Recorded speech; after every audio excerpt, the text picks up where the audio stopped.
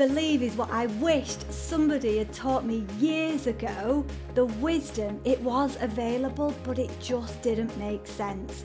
So if you're ready to stop doing life on your own and you're fed up of trying to figure everything out, if you're ready to receive what's been available to you all along, then you are in the right place. No more just going through the motions. It's time to believe and learn what that really means for you.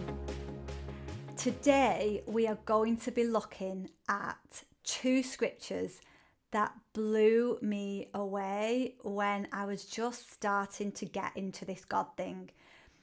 If you are at a place where you have done all of the courses, you've read every self-help book, you have tried to heal yourself, you have tried to make your business work and take off and bring the money in and bring the clients in, and you're tired, burnt out, and you're at a place where you're like, I can't do it anymore, it's hard, then you're in the right place.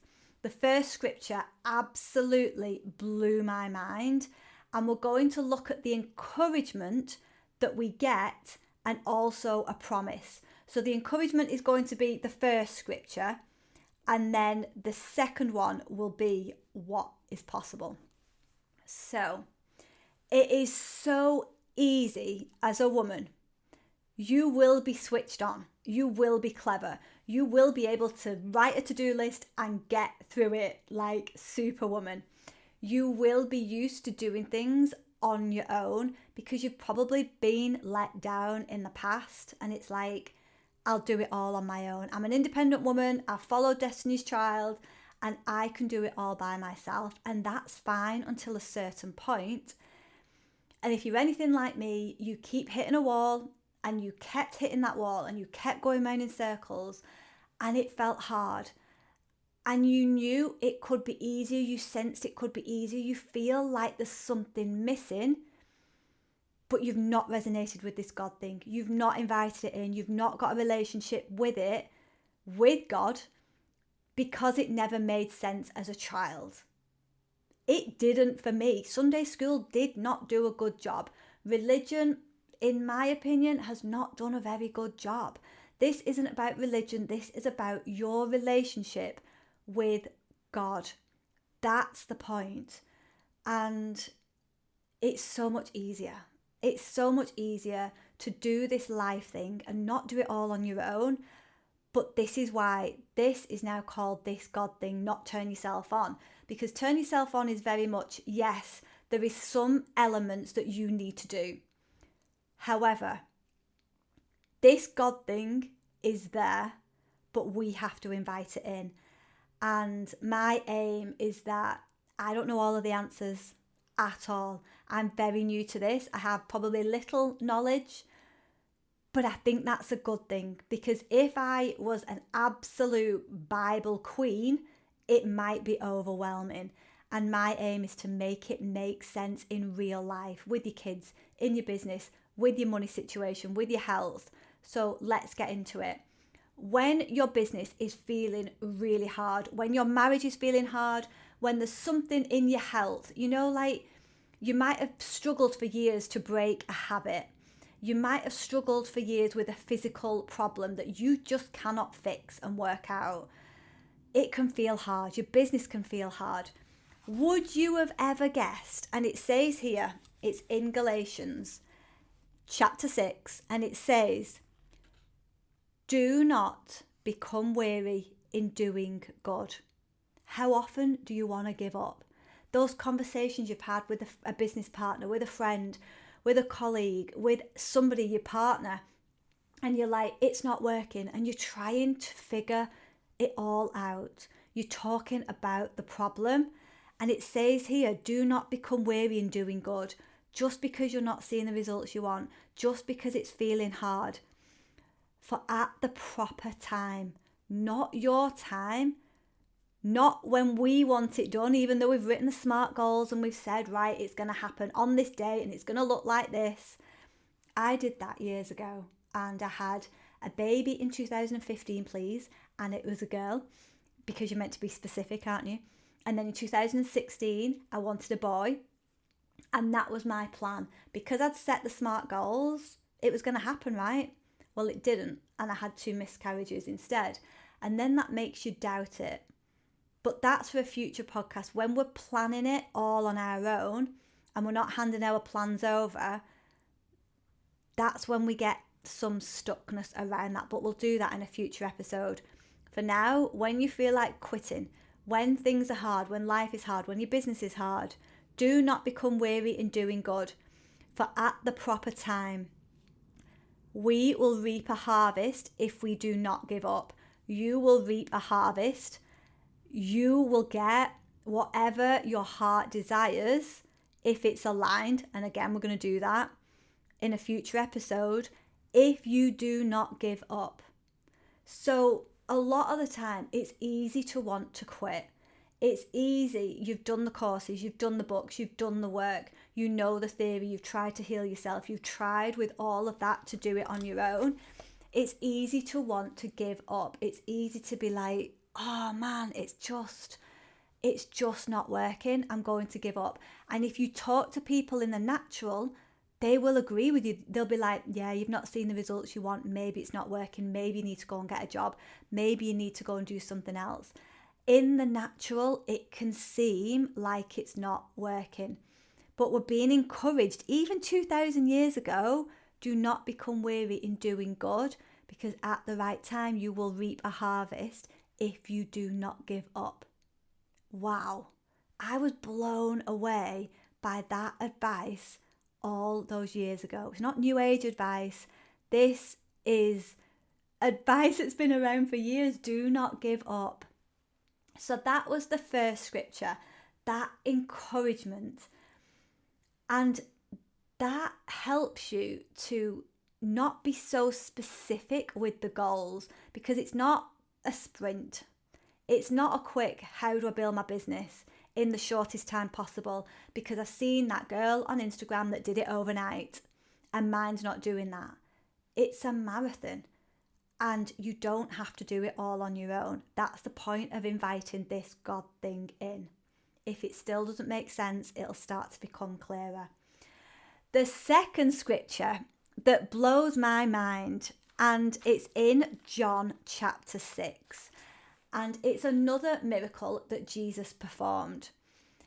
And it's so easy when you're not a believer, when you're in that doubt, like I was for years.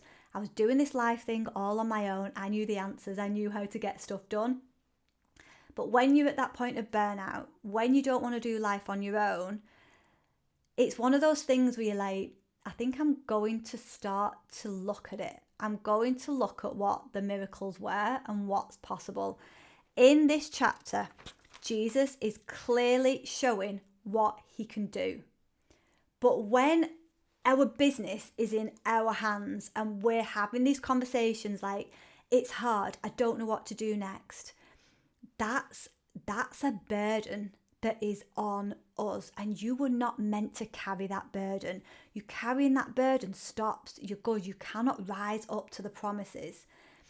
And what we're being told in this story about the 5 small loaves and the 2 small fish, the small word is so important, because when you're building your business, and it might be at the start or it might just be chugging along slowly, and the money isn't growing like you want it to, it can be easy to want to give up. We're told, do not give up. Yes, you might need rest. Yes, you might need a little break from it, but do not give up.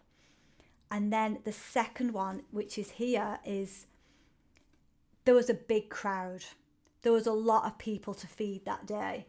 And it's easy in the natural, when you're having those conversations with people in the natural, your business partner, your friend, your husband, to go into how is it ever going to change? What do we need to do?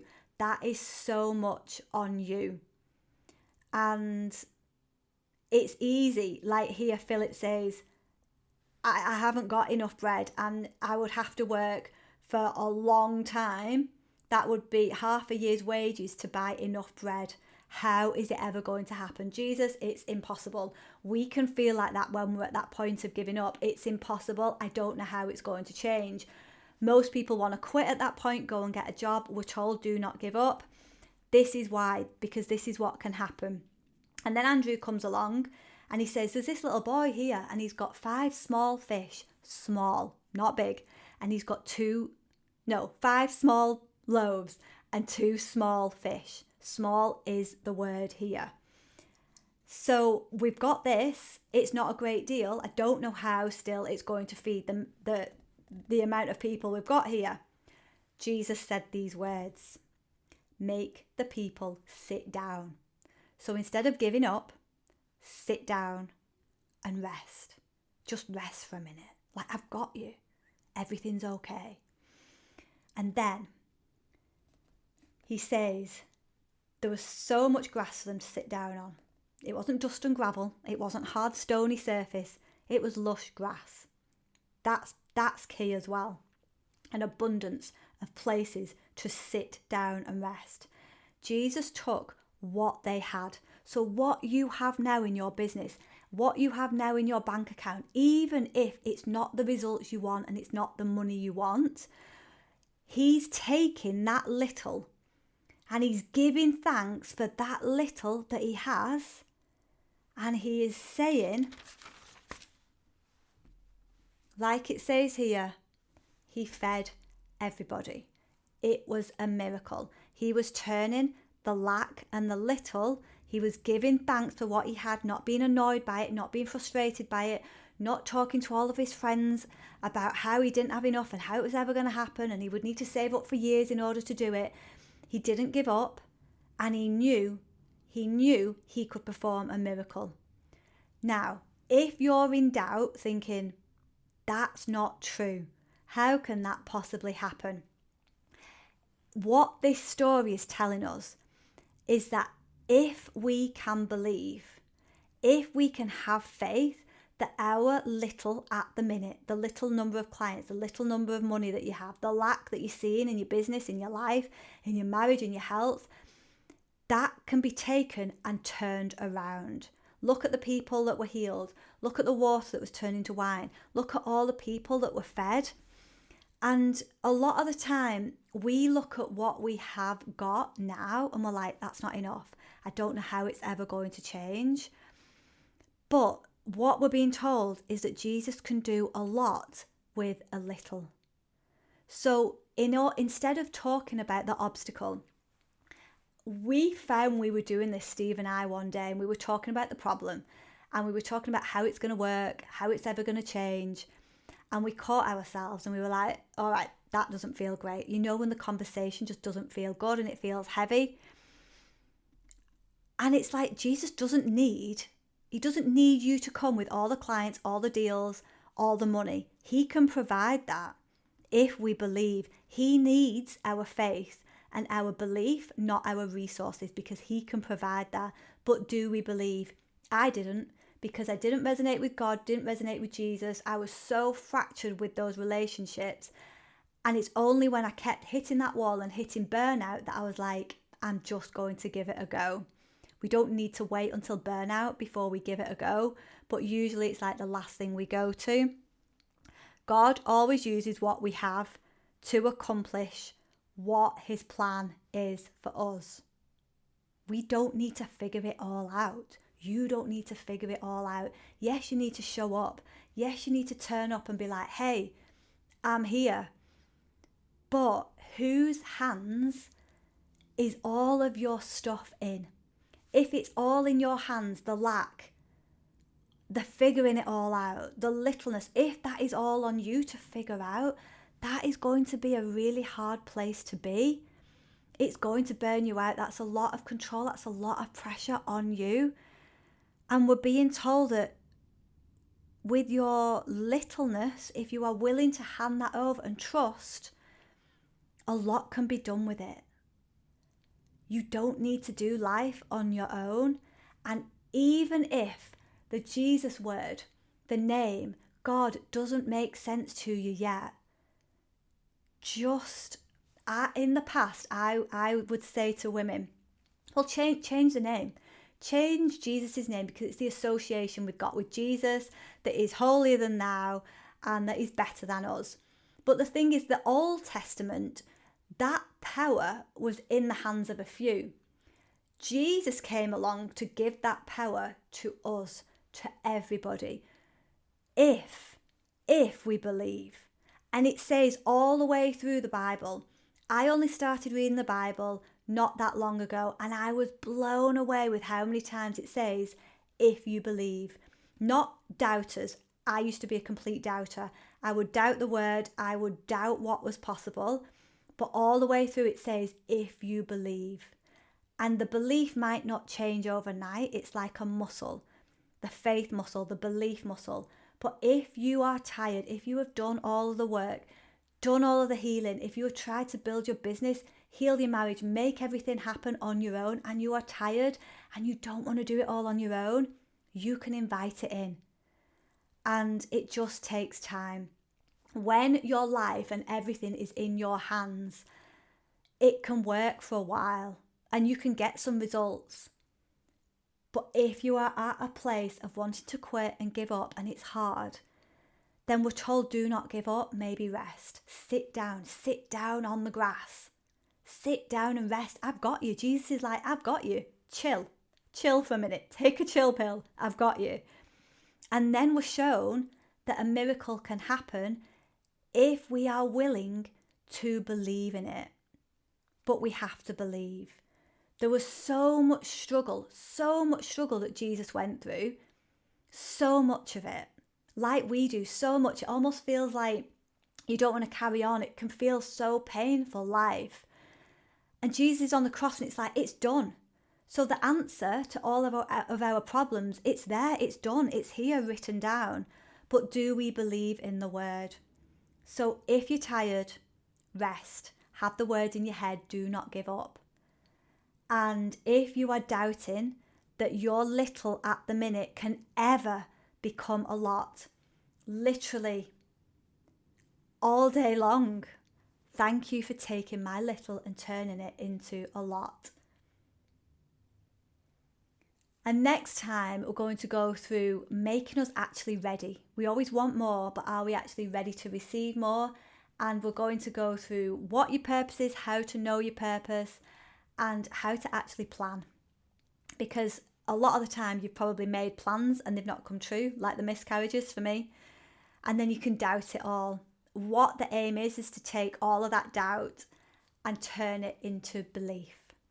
So that is exactly what we do in Believe. If you want to come and join us and learn more about this and go deeper with this and experience more of this, that is what we do in Believe and this money thing. And this money thing isn't about the money, it's about everything else underneath the money. And yeah, tune in again next week. Message me during the week. I am on LinkedIn, Instagram, Facebook at Laura Jane Hand, or email me hello@laurajanehand.